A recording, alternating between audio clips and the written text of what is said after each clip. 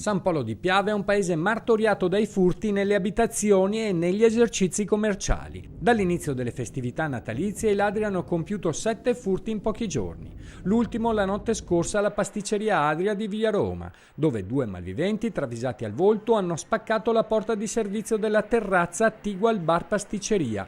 Una volta entrati hanno sradicato il registratore di cassa che all'interno aveva circa 500 euro. Questa volta l'hanno fatta franca perché hanno sfondato e preso quello che gli serviva, quindi tutto quello è il contenuto della cassa, che è semplicemente un fondo cassa che teniamo per la mattina.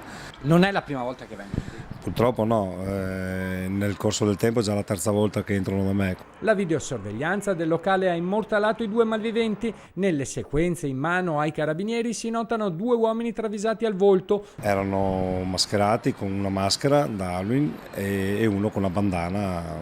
Nei giorni scorsi il paese di San Polo è stato preda di altri colpi prima e dopo Capodanno. Nella notte del 22 dicembre in via Mioni hanno colpito nel panificio, forzando la porta d'ingresso e riuscendo a racimolare qualche centinaia di euro. Indisturbati i ladri sono passati nel negozio attiguo di frutta e verdura, scassinando una finestra sopra la porta. Qui i malviventi senza nessun timore sono addirittura ritornati. 2 volte nell'arco di pochi giorni? 2 volte nell'arco di 3 giorni.